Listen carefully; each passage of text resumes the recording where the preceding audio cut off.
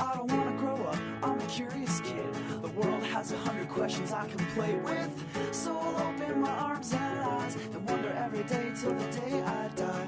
No one really knows why gravity exists. Good evening, everybody. Welcome to Wonderfest.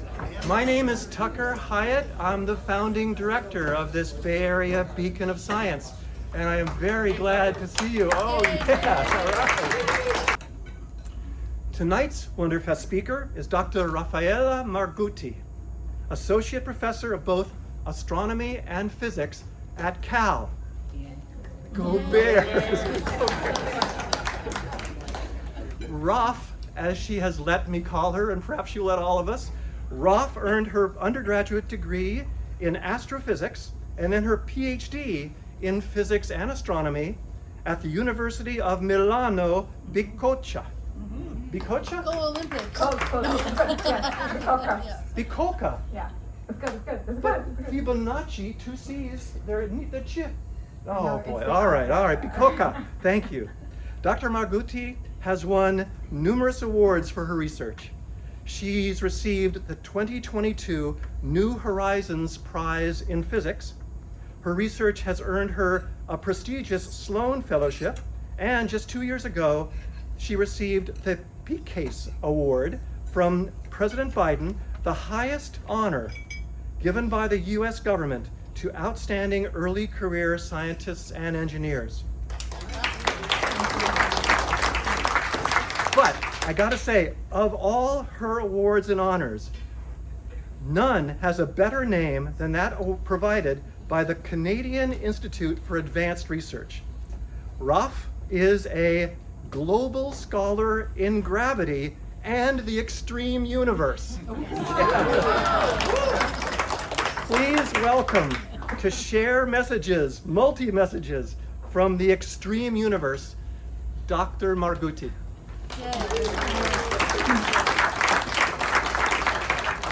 Well, thank you so much. That was such a great introduction. Thank you so much to all of you for being here.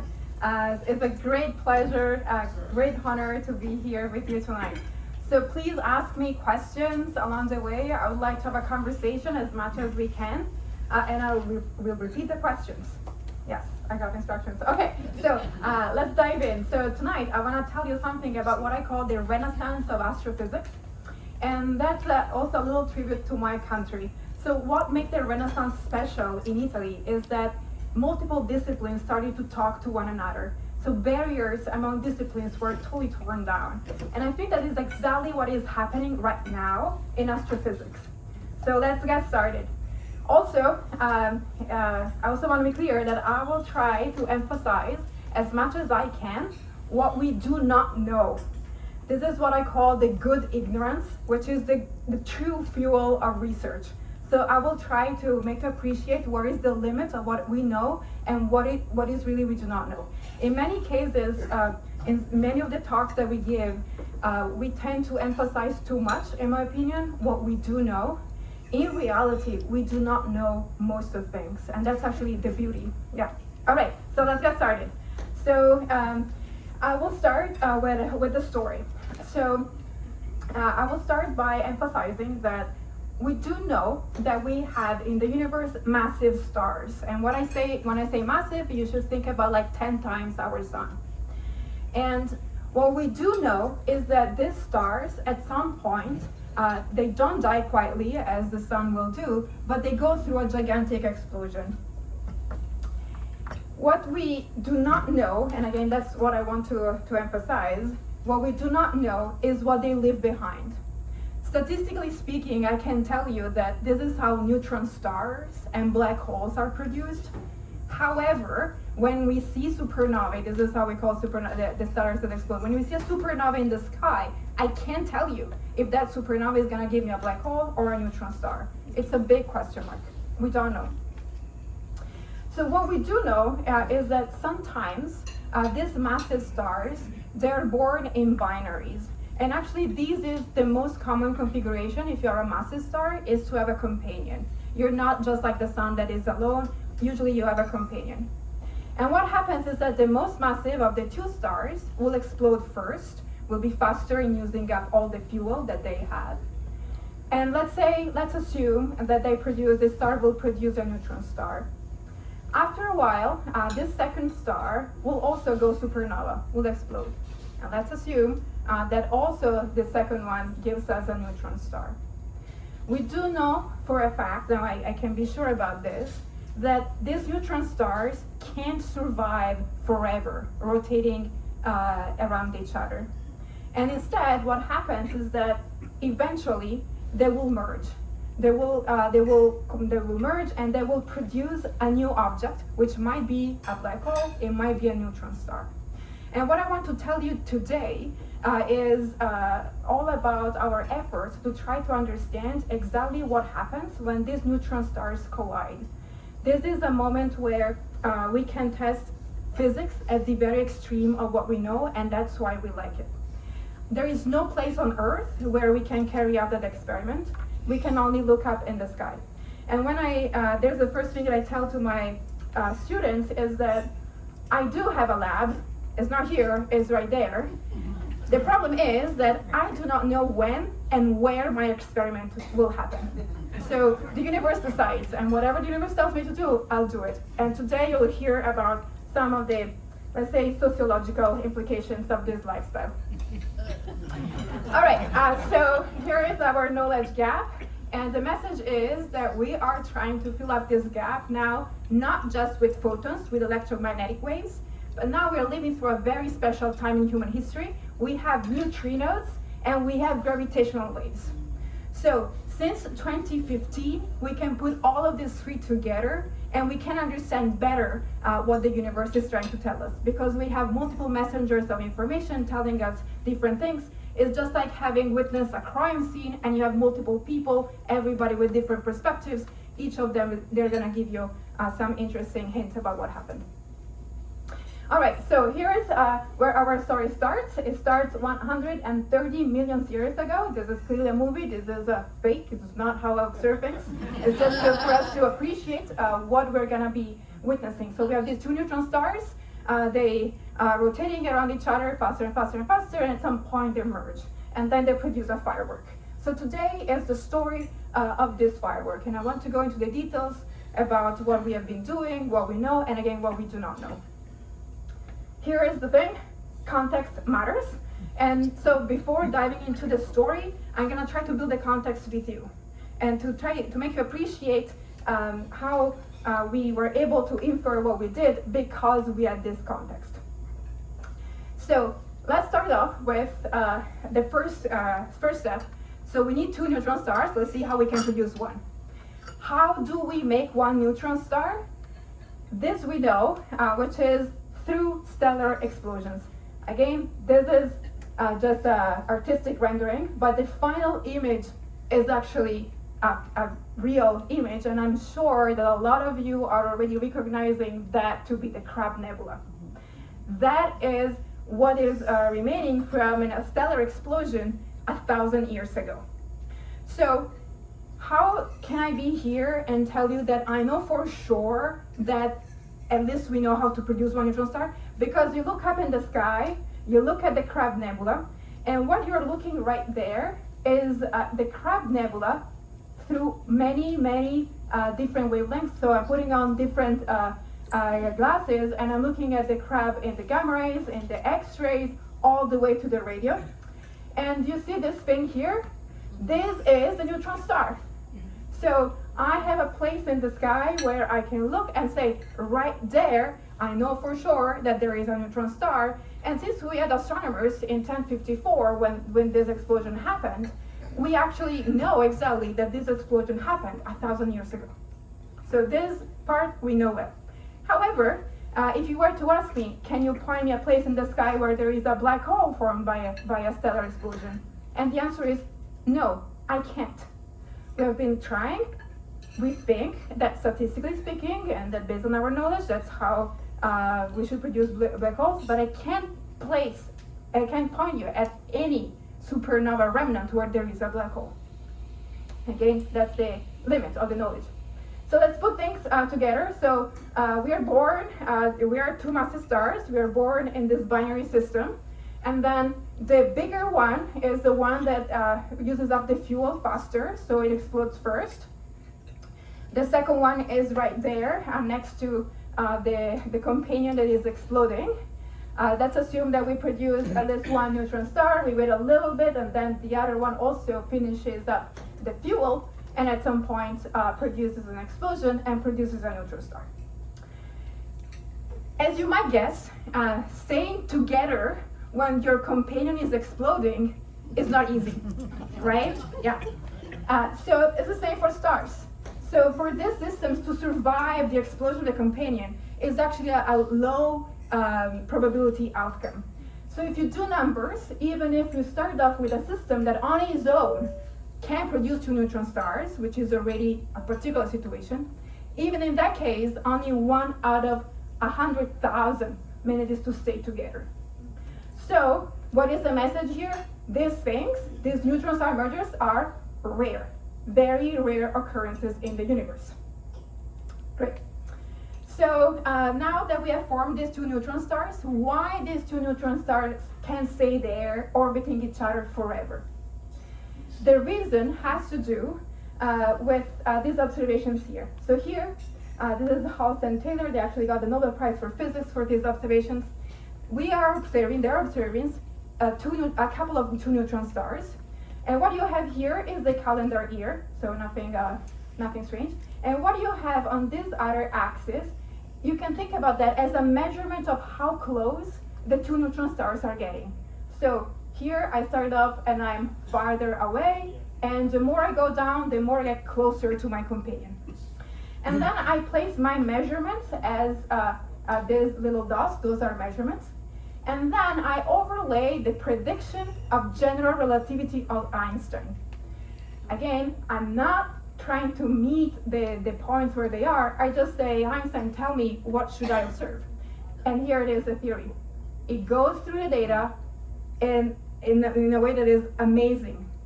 Why this is so? Because Einstein told us that the gravitational field also produces gravitational waves. These 2 neutron stars are actually losing energy, so the system has a leak. They're losing energy, and because they're losing energy, they're getting closer and closer and closer.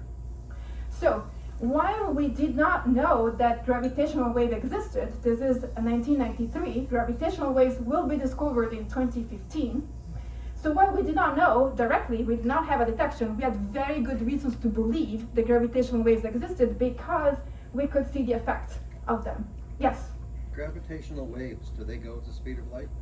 So the question is, gravitational waves, do they travel at the speed of light? Yes. What we know so far is that they do. Yeah. Well, no. When you mentioned earlier that you can't point to a black hole, does that even say we can't point to the center of our galaxy, or are we just not sure that that's really a black hole? Great question. The question was, if I can, because I told you that I can't point to a place in the sky where there is a black hole. Is that true that the center of our galaxy there is a black hole? Okay, I was not 100% correct in my statement.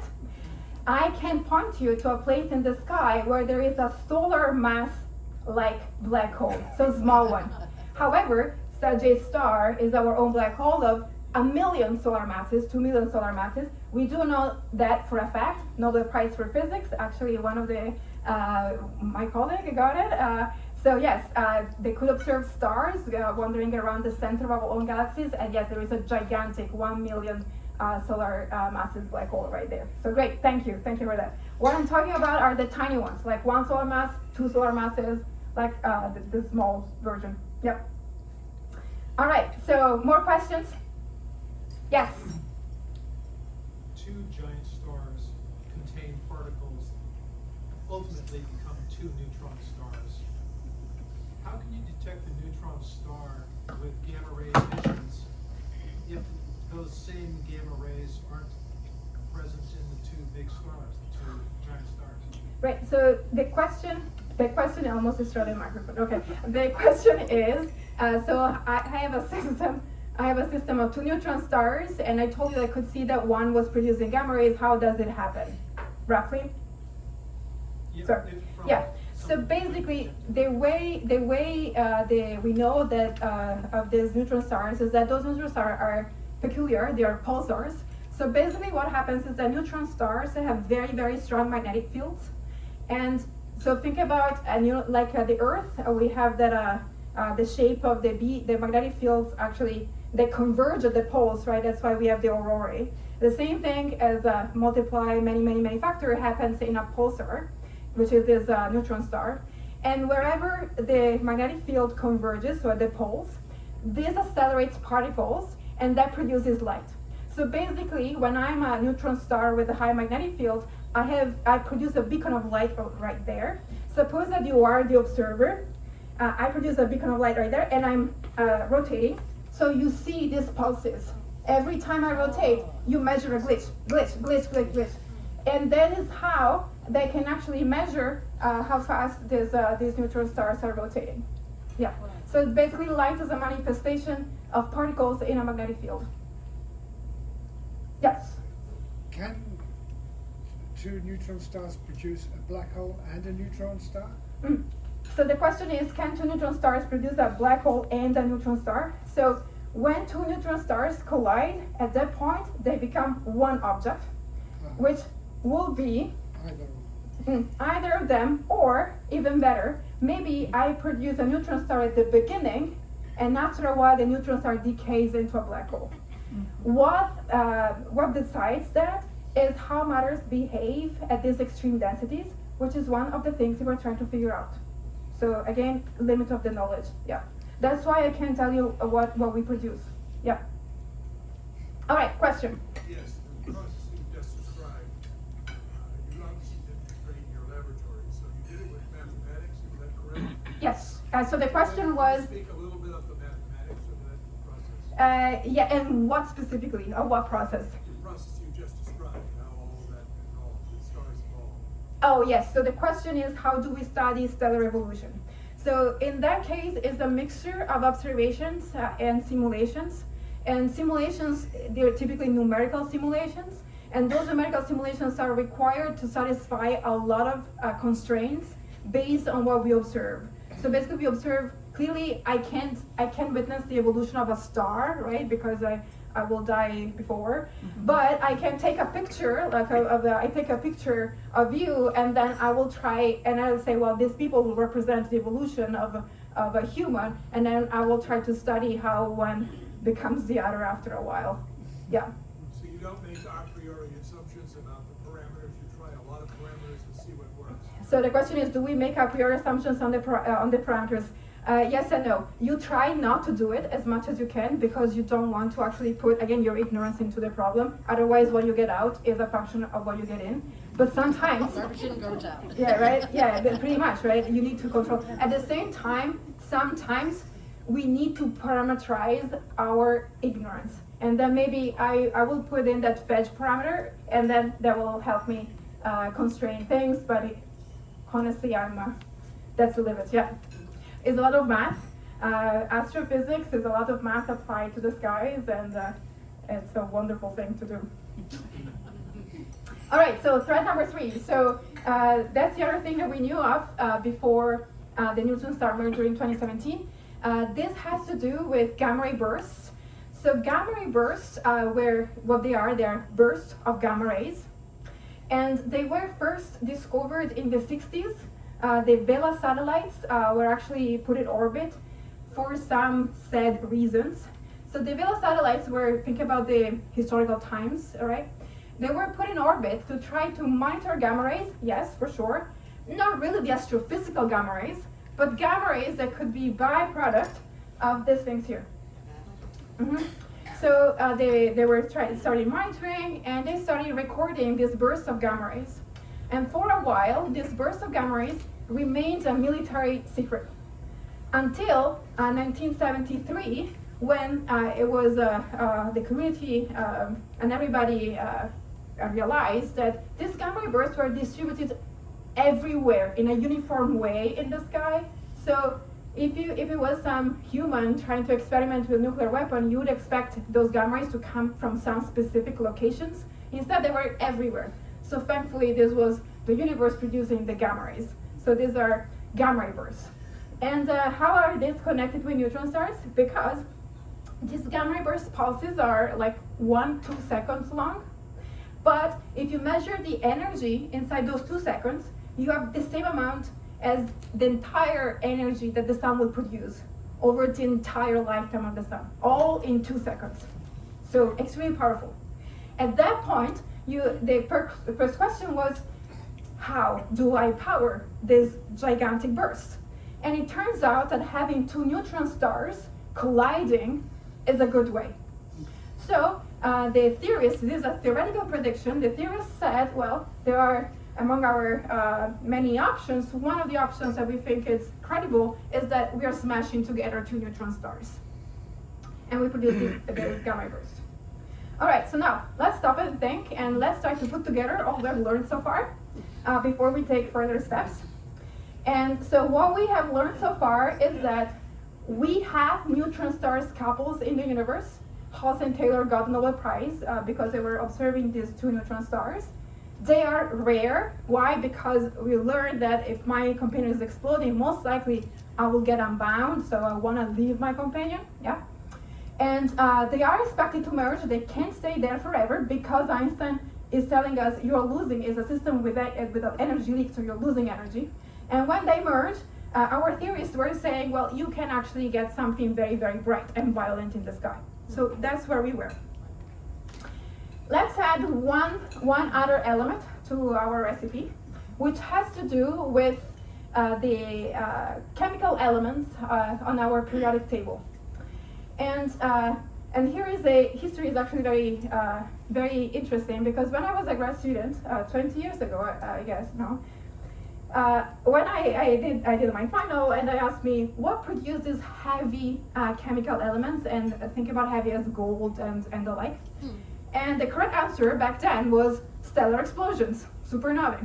And I got full grade because that was the answer. Right now, I can tell you that that answer was actually wrong. Actually, we know now that one way the universe has to produce these heavy elements is mashing together 2 neutron stars. So if you're wearing something gold, now you can think about this thing. This is it's not fake, right, Ryan? Because you give no. Yeah. So this thing actually was forged inside a neutron star merger, which I always find is fascinating, very, very fascinating. All right. So now, all of those 4 threads, which seems that I'm pulling up from many different aspects, like gamma rays, neutron stars, stellar evolution, chemical elements, all of that was united in what happened on August 17th, 2017. So I'll try to give you a little bit of a flavor about what the life is of a scientist when these things happen. Instead of giving you the very cold and very polished version that you will find on every book. So I'm going to give you some aspects I think are actually the most interesting ones. So gravitational waves. So we have detected the first gravitational waves in 2015. This is the very first detection of gravitational waves. They were coming from mergers of 2 black holes. And you can see in this axis here is time in seconds. And then you can see some of these black hole mergers that we have observed after the first one. And the one thing that I want you to bring home is that they're short, right? They last a few seconds.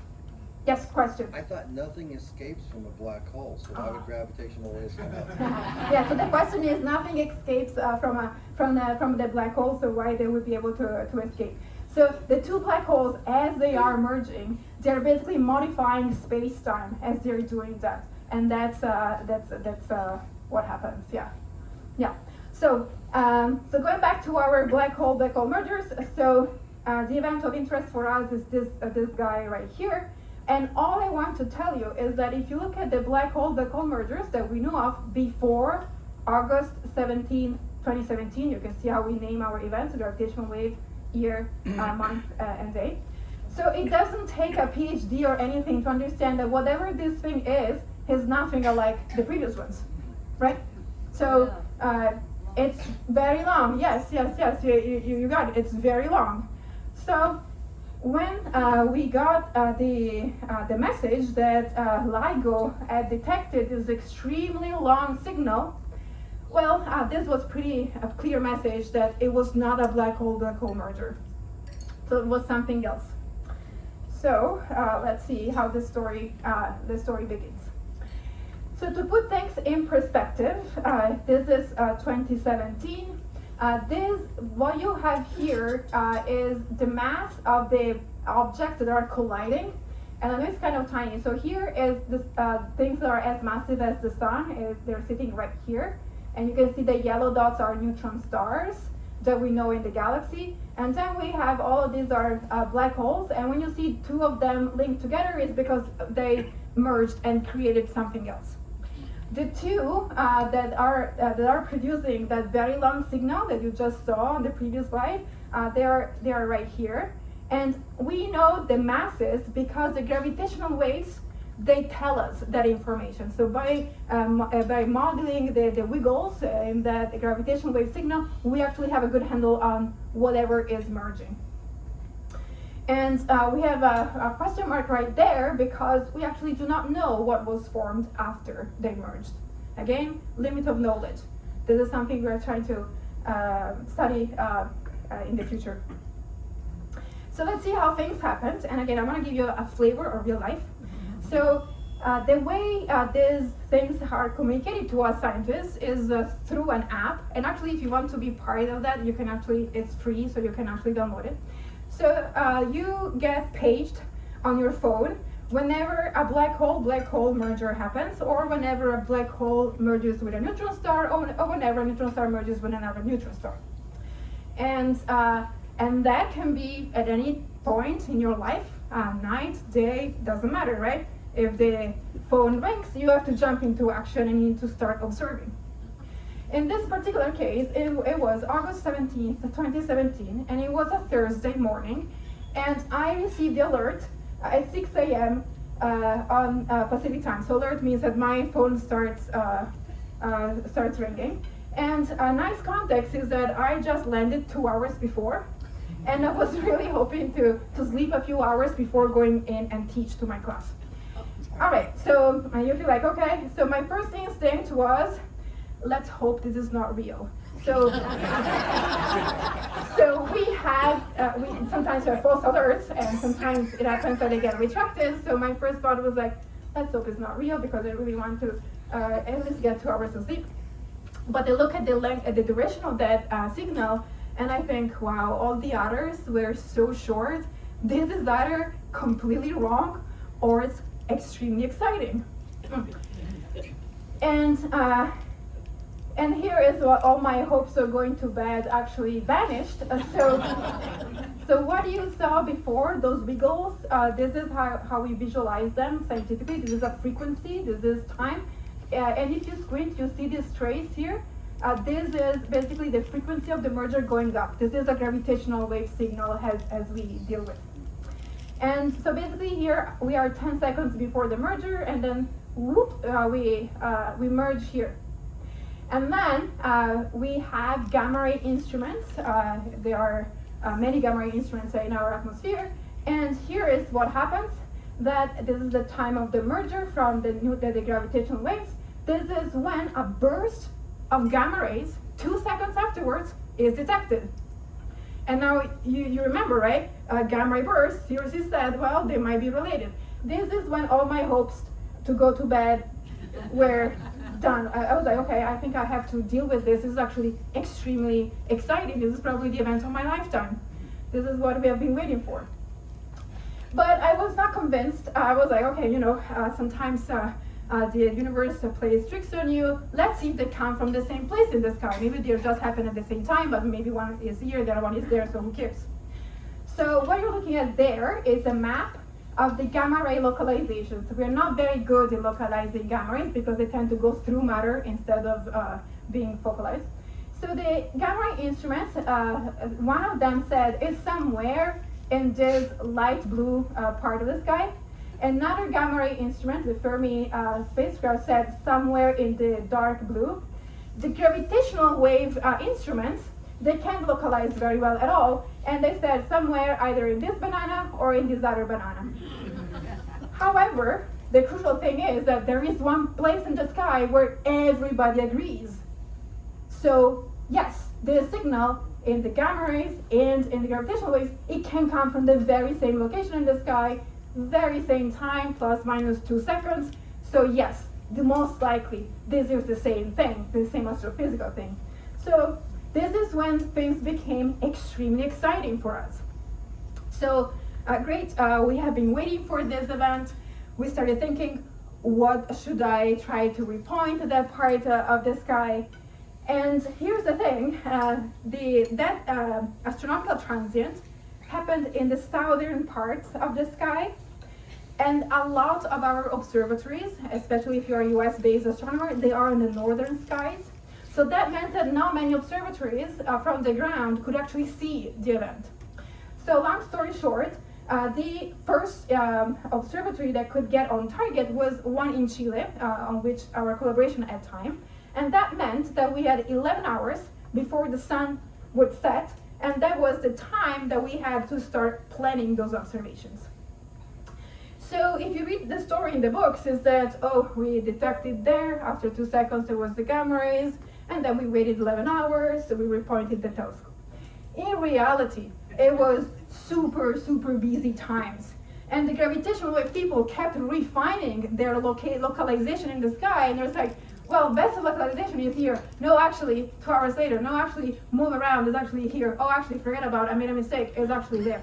So we kept talking to each other and trying to refine the strategy to get on target and the strategy to actually see if there was some light produced. So here is the setup for the team I was part of for this event. And again, I'll tell you what we thought things should be, and then we'll see reality. So our thought was, well, LIGO, LIGO is a gravitational wave instrument that has these very long arms. It's gonna see some gravitational wave. Then we have time approved on this facility in Chile. This facility has big eyes, so it can tile the sky very, very, very efficiently. So it's gonna try and see if something else happened there that wasn't there the night before. And once DECAM, our instrument, tells us precisely where to look, then we're gonna get a spectrum, because to get a spectrum, you really need to know where you're looking.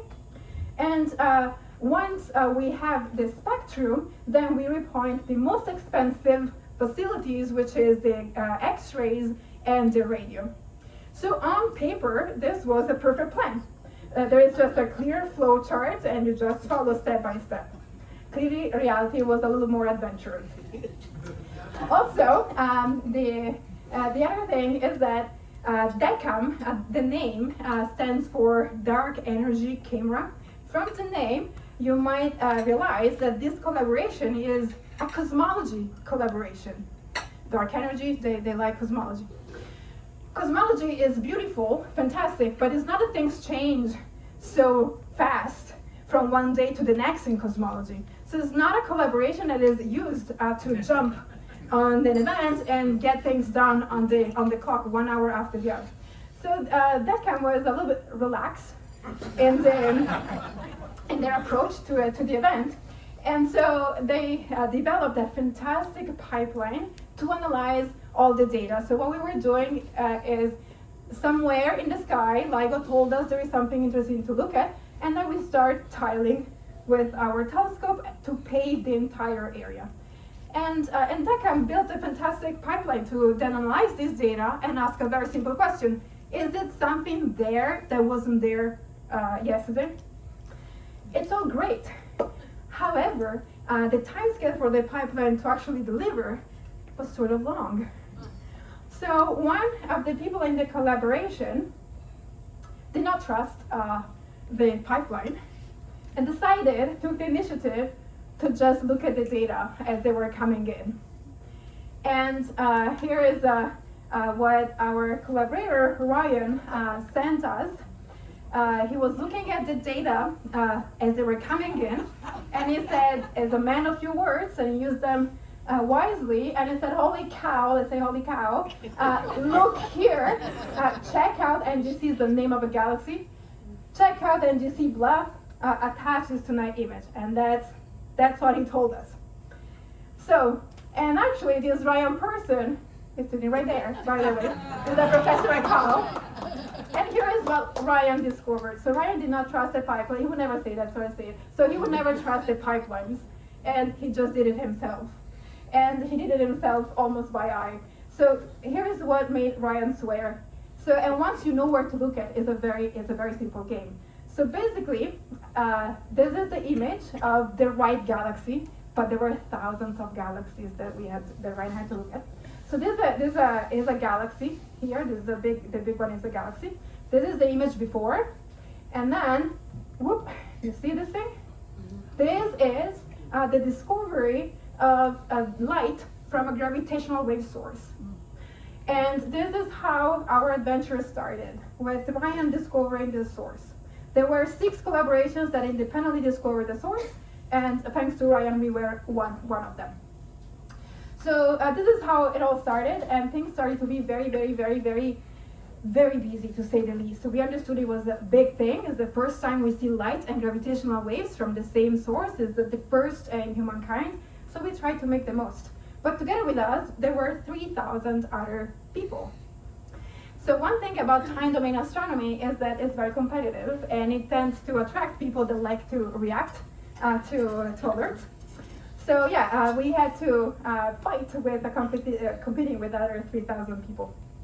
So let's see, what this gave us is a very precise localization. Once you know where to look, it's easy to find things, right? It's all before the work before. How do I find things? Great. So this is where we knew we had to repoint, and then we repointed everything we could put our fingers on. From a spacecraft in space, radio telescopes on the ground, everything. So what our group does that is different from other teams is to be able to deal with all types of radiation that the universe produces. So we don't outsource anything. We have in-house experts that can analyze data from across the spectrum. Then we place it together. We build a panchromatic view of whatever transient we are studying, and we ask the question, what physics can produce that? That's what we specialize on. All right, now let's see, again, let's remind ourselves what we are looking at. So this is the artistic rendering, but again, what we're looking at is the merger of these 2 neutron stars. And we know that when they merge, they will produce a firework, and the optical light that Ryan found is part of this firework picture here. Great, and as you can see, we had sort of 2 components here. This is the 2 neutron stars have merged down here, and you can see that there is this jet-like structure, this beam of light here and there, and we have something instead that is more round. This is where the optical light is coming. That's where we are forming the heavy elements, the gold that I was telling you about. And then we have instead some jets that move almost at the speed of light that are produced by this by this merger.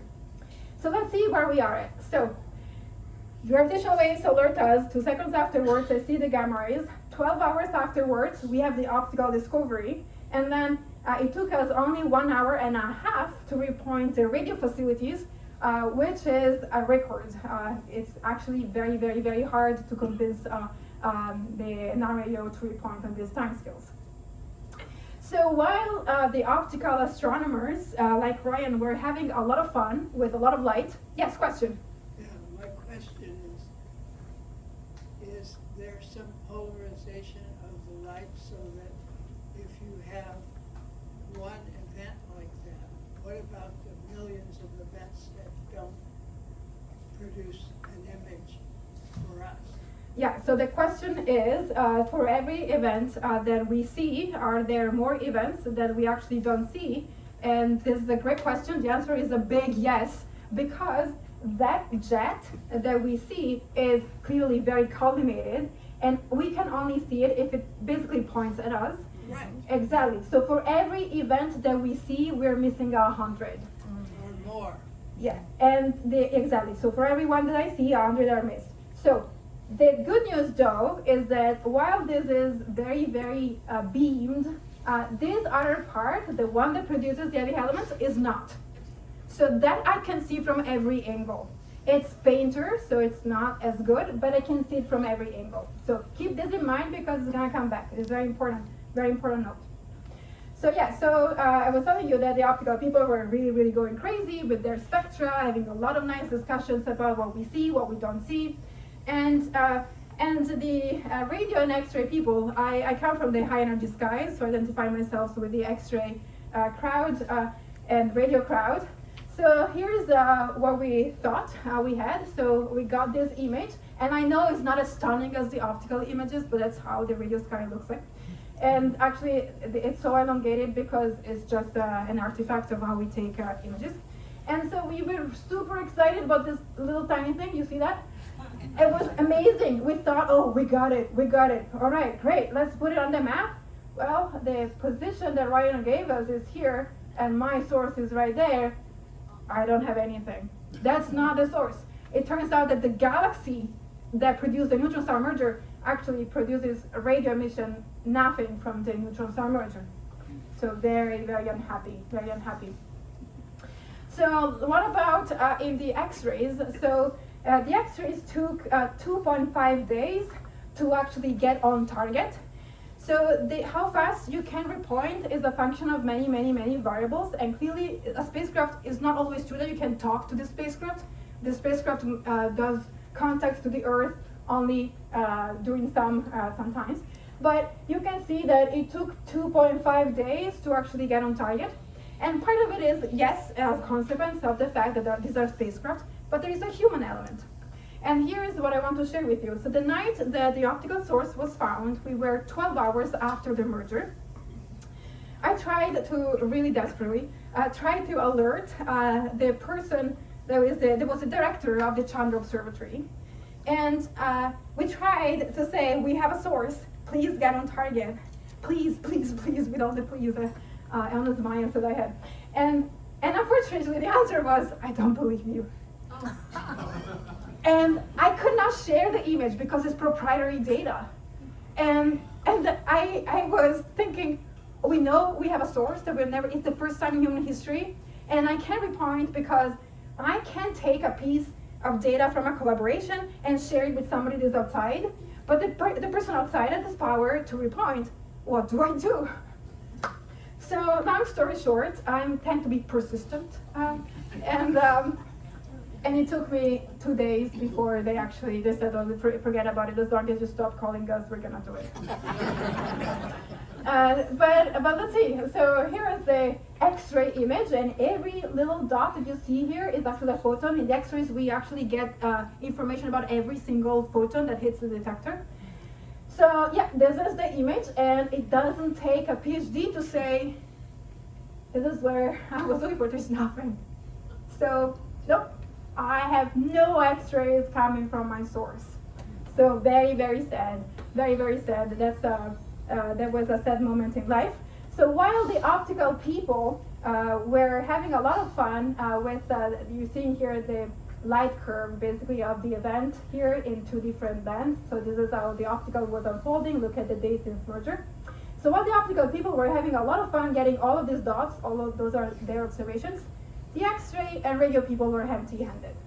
Here is another note that I want to mention. So the simulations here are produced by Professor Dan Kazan, also at Berkeley.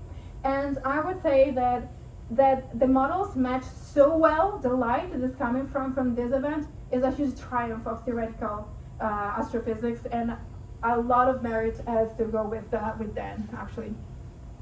So yeah, his models are the standard in the field. All right. But here is, so while we were waiting for Godot, is these X-rays and this radio not appearing, right? Yeah, so while we're waiting for Godot, let's see what we can do with the light that we are detecting. And what you see right there is how light was distributed in the near infrared. And I know those are just wiggles, but those wiggles, the shape of those wiggles is telling us that we have produced heavy chemical elements. So the reason why I can stand here and tell you, yes, neutron star mergers, we know for sure that they do produce some of the heavy elements, is because of the shape of these wiggles that matches the models by Dan Kazan again. So now, the question is no longer, do neutron star mergers produce heavy elements? That's a yes, it's a big yes. The question is, how much do they produce? Are those the only source of heavy elements in the universe? So that's how we have chemically enriched the universe, or not? That is the frontier right now, and we'll try to answer to that question quantitatively. All right, again, we are waiting for Godot, but at some point in our story, Godot actually shows up. I know that might be underwhelming, but those are the 9 most beautiful photons I've ever seen. These are X-ray photons. They're the first X-ray photons, so I can say they're coming from a neutron star merger. And this actually is, I still get my heart racing a little bit when I see them. Those are the first X-ray photons from a neutron star merger. Yeah. So how long ago did that take place? Yeah, how long ago? So it's 130 million. How long ago this event took place? 130 million years ago. That's it. So there were still dinosaurs. So dinosaurs maybe have seen. No, they could not have seen it because it took that time to reach Earth. But there were dinosaurs on the planet. Yeah. All right. So we have X-rays. This made me very, very, very, very happy. These are my favorite photons in the sky. And then the radio also comes into play, because the X-rays and radio, they talk to each other. They're coming from that very beamed cone that I was telling you. All right, so now everything seems to go well, but unfortunately 15 days after, the sun gets in the way. So the source just happened to be very close to the position of the sun in the sky, and after 15 days we could no longer repoint our X-rays and our optical instruments. Many times when I give talks, the theorists ask me, why, Raf, did you stop monitoring the source for 100 days?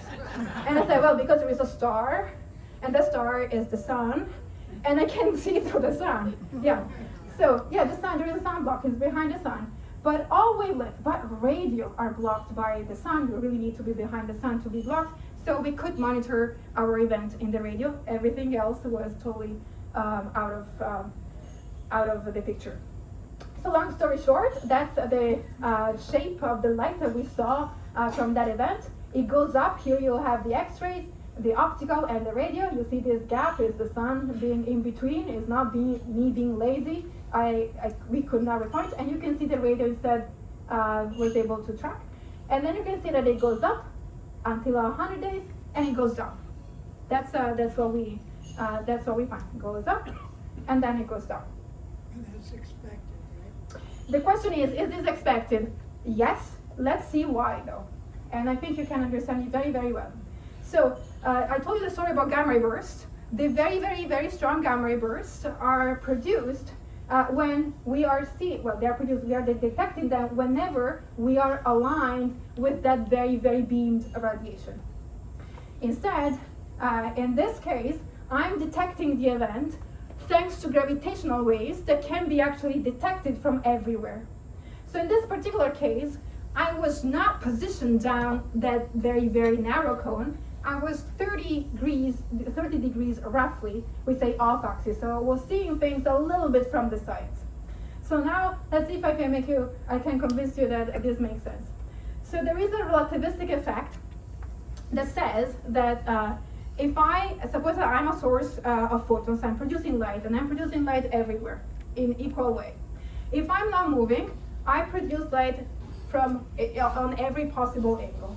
However, if I start moving very, very, very fast, and I move in this direction, special relativity says all of your light will be seen projected along your direction of motion. So if I run very fast here, all my light will be there. If I run very fast there, all my light will be there. Yeah? As long as I'm going very, very, very fast, I put all of my light in front of me.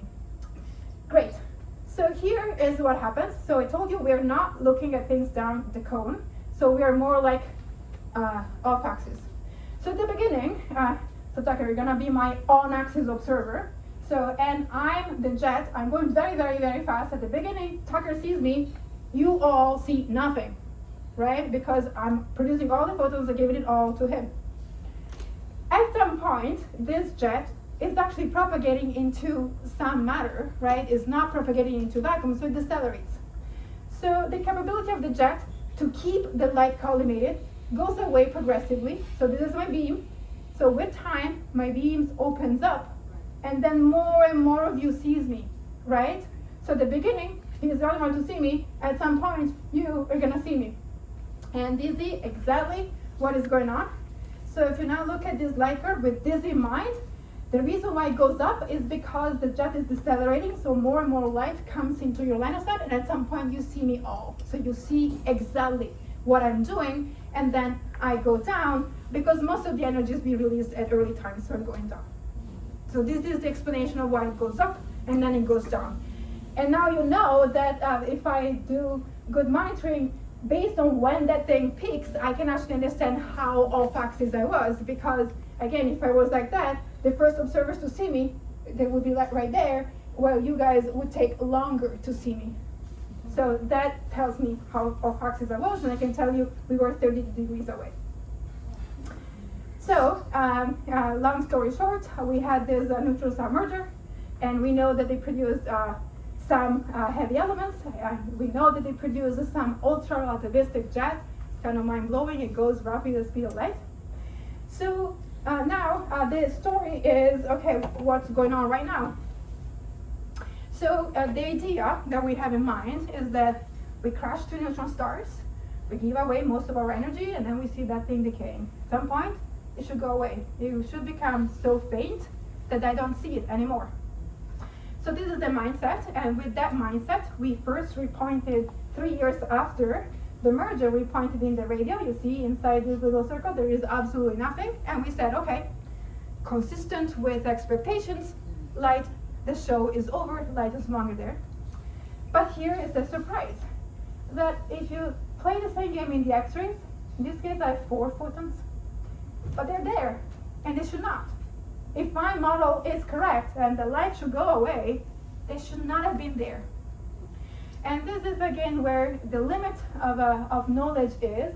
So to translate what I just told you, the model is the blue line and the data are the dots here. You can clearly see that at the beginning I'm doing well, and then I start having way too much X-rays, more than I can explain. And here is the limit of my knowledge. We do not know why this is happening. We actually do not know why we have that excess. We have a couple of ideas that I'm happy to discuss with you. And now the game is about finding out what is happening right now. So we are still observing this event, and we're still trying to detect these photons. To give you an idea about how difficult it is, I get 1 photon every 10 hours of me staring at the source. 1 photon. And I'm using the most sensitive X-ray telescope that we have ever built by humankind, that we know of. Yeah. So why am I so excited about trying to get these 1-2 photons? Because one of the possibilities that this excess of X-rays has to do with whatever has been formed by the neutron star merger. So I told you I don't have a way to tell you what is left behind. Is there a new black hole or a neutron star? With these X-rays, I think I have a potential way to actually tell those two things apart. And so, if you want, it's a story that doesn't have an end, because that's research. Research never has an end. Every time you discover something, you're opening up more questions than you could ever think. And so right now, we are trying to answer to that question with keeping steering that part of the sky. And we are trying really hard to detect more of these neutron star mergers. One of your questions might be, what have you been doing since 2017? A lot of other things, but there has not been another neutron star merger detected with gravitational waves and light since then. Yes, that's the problem, because they are rare. They are rare, but we keep trying. And specifically here, I'm emphasizing one of the instruments that we are trying to launch is the Sirius Mid-Siren Surveys is coming online in the next month or so. And this is a machine that should help us in our hunt for these mergers.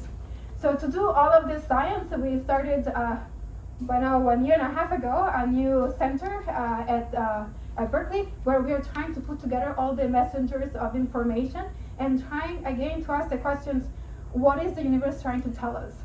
Putting together everything we can with photons, with particles, with neutrinos, and with our gravitational waves. And today, I just told you the story of neutron star mergers, but what did I do since 2017? Well, the rest. So we have been studying stellar explosions, we have been studying stars that get eaten up by teledisruption events. There's a lot of things to do. So thankfully, I could stay employed since 2017. And this is the end. I really want to thank you for all the questions and being here. Thank you so much.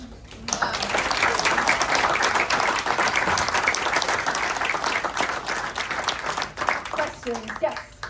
So it sounds like, if I understand correctly, that your observations since the merger, you're not seeing a pulsar effect. There's no rotation.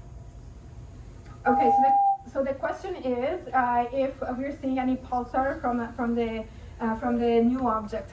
So the answer is no, and there are many ways to answer why, because I guess that's a follow-up question.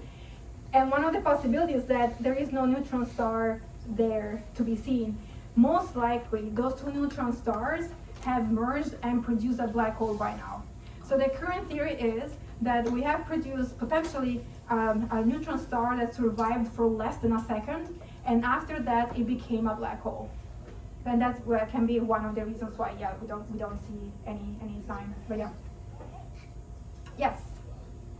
This is just point of clarification. Earlier, I think I heard you say that we used to think the gold and the heavy elements were from supernovas, and now that is not the case. It's the neutron star's collision with forming the heavy elements like gold. Yeah. Correct? Yeah. So the question is about the heavy elements production in the universe. Let's see if I can get there, because there's a beautiful periodic table where things are named that I like this one. So yes, you're correct. So once upon a time, the theory was that massive stars would give me all, and the nucleosynthesis for massive stars would give me most of the heavy elements, and the neutron star mergers would not be on this map. But then some theorists, including Paczynski, proposed that actually you do have the right conditions to produce these heavy elements through a process that is named R process nucleosynthesis. So right now, what we think is that for sure neutron star mergers produce heavy elements. The question is, are all the heavy elements produced by neutron star mergers, or there is still some space for stellar explosions? And it might be interesting that we went from all massive stars to no, all neutron star mergers, and now we are probably in the situation that we probably need both. Yeah, that's always like this in science, right? What is true right now might not be true 10 years from now. Yeah, yeah. Okay. Yes. I assume that the prediction that the two neutron stars would form, for example, form gold, was done mathematically or theoretically ahead of Yes. time. So my question is, and it's not limited to that limited thing, but mathematics predicts these things, and yet mathematics is a completely abstract science, but it predicts physical processes with exquisite precision. Mm-hmm. Why? Okay, so the question is, if the prediction of the heavy elements being produced by neutron star mergers comes from math or theory, and the answer is yes. And the question was, the question is why math can be so precise. So I want to make a distinction. Math is a language. And as you can say a lot of wrong things with any language. So that means that math has a lot of predictions that do not have any physics counterpart. So there are a lot of solutions. Perfect. No, it's not. Okay, okay, so math will give you a lot of solutions to many problems, to your equations, but many of those solutions might actually not have any physics counterpart. So the key thing for a physicist is always to try to understand which solutions actually are physically relevant and which are absolutely not relevant. Yeah, so math for me is just a language. To say it's just logic, it's just language. Yeah. But it does predict the one that works. Yeah, so Among other solutions that don't work. Yeah, so the question is, so yes, math does predict things that work. Yeah, I would say that most of the things that mathematically are there are probably irrelevant. And then we tend to remember those solutions that actually matter. It's a low efficiency game, and again, it's a language, you can produce whatever you like, but physics then tells you if there is a counterpart or not. Yeah, there are many solutions that, yeah, there are curiosities that don't have a counterpart right now. But yeah, I agree with you. Math is super. It's a very important tool. Yeah. You have a slide showing the prediction, your model prediction, which shows the descending curve of Yep. emission, and then the actual observation is that wasn't true. That you see, in fact, the model not matched by physical observation. Just the graph. Yeah, it's very after. Yes. I'm getting there. It's probably the last slide. I know it's not an effective way to get there. Yeah, that was. Yeah, it's at the end. It's the way we. I love animations, as you might. And so, I Yeah. guess my question is, there you go. Yeah. You get it. If in fact you didn't get a neutron star and you feel like maybe a pulsar out of the collision, and you got a black hole, Yeah. as what you're seeing there, the physical observations, you're seeing possibly the black hole consuming nearby interstellar objects, or and which emit as they're being consumed. Yeah. So the question is at late times here. I told you that I have a prediction from the model that is actually far from where the data are and is actually statistically significant. And the question was, if we produce a black hole, can it be a signature of the black hole accreting matter around? And the answer is a big yes. This is one of the things we are trying to understand. One possibility is that we have an accretion disk around the newly formed black hole, and that this might be evidence for that emission. Yes, and I wish. So what we would really need is a telescope 10 times more sensitive than what we have, because as you might guess, with 4 photons, there is so much you can do. I would really need to have more information about those photons to actually be sure. Yep. Yep. Question. How does a gravitational wave detector detect gravitational waves? Okay, so how does a gravitational wave detector detect gravitational wave? Okay, so here's how it works. So gravitational waves, when they travel through space, they will change space. So, and right now there are a lot of gravitational waves going through us. And so what happens is that the distance between me and you, suppose that we have let's put a neutron star merger close to us, because we need a lot of those gravitational waves, we need a lot of perturbation. The space between me and you will change with time, because the gravitational waves will change effectively space-time. So now keep this in mind, and here's how we try to detect things. So we have detectors that are L-shaped, like this. I'm gonna destroy everything in between. Yeah. So they're L-shaped like this. So 2 big arms. Every arm is 4 kilometers in length. So 4 kilometers in this direction, 4 kilometers in that other direction. And I am in a place where I'm shooting 2 lasers, like this. And then I have a mirror at the other extreme that will make the laser come back, right? Reflected back at me. Now I'm here. I'm the gravitational wave detector, and then you two merge and produce a neutron star merger, and then my detector will move like this, and the way this arm will move will be different from the way this arm will move. And since I'm shooting a laser, I know exactly the properties of that light. I can understand how the path is distorted based on how the light will reassemble at the detector. That's what it is. To give you a feeling, you're trying to measure a distance that I think is the equivalent of air out of a distance between us and the moon, something like that. So that's a distortion, yeah. There was your question? Yeah. Did you detect any neutrinos from your? Question. Did we detect any neutrinos? Neutrinos were the only messenger that was not detected from this neutron star merger. We were very much hoping for neutrinos. We did not detect any. Yeah, unfortunately, yeah. Most likely is a sensitivity issue. So we need to wait for the next generation neutrino detectors for that, yeah. More questions right there, yes? So you had that first picture that detected the collision there. Was that did that have a curvature like Einstein's space-time curvature where it was actually behind it and it was offset, or did you? The same?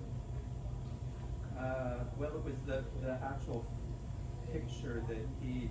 Yeah. I see what you're saying. I see. So he's asking if we see any sort of bending of the light to the gravitational potential of other objects. The answer is no, because we did not have a big enough lens between us and the source. So to see those elongated, I think you're referring to those elongated pictures. Yeah. So gravity acts as a lens. So the light will be bent by a gravitational field. So if I'm a star producing light, and between me and the observer there is a big, gigantic mass, then my light will be bent. In this case, we didn't have anything like that in between, so we did not experience any distortion. No, measurable. No. Yes. In the title of your talk, at least as Wonderfest presented it, was multi-messenger astronomy. And we've heard about the messengers being electromagnetic waves, gravitational waves, and I guess this gentleman just mentioned neutrinos, so we talk about particles. As far as we know, given that 20 years ago maybe gravitational waves hadn't been detected, but were predicted earlier, are there any predicted messengers still left to discover? Mm-hmm. So the question is about messengers of information. So we have talked about photons, we have talked about gravitational waves, neutrinos that were not detected in this case, and particles. Are there other messengers of information that we have yet to detect? I think the answer is a yes. What those might be, I don't know, but there is no reason for me to believe that that needs to be the end. I think it would be very close-minded of me to say, no, we know it all. Yeah. What they are, I don't know. Yeah. I just mean, without being a physicist, you made everything so clear. I understood everything you said. That was fantastic. Like, nobody does that. Oh, thank you. Can I say that so it gets recorded? Thank you so much for following me. It's a real pleasure. Thank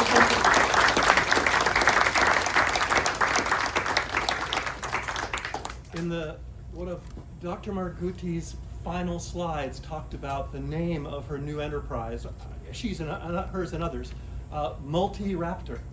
And I noticed that Wonderfest is an outreach organization, and the OR in Raptor stood for outreach. Is this kind of it? That is true. Oh, that yeah, is true. So boy, did she do it well. Helping me accomplish my mission.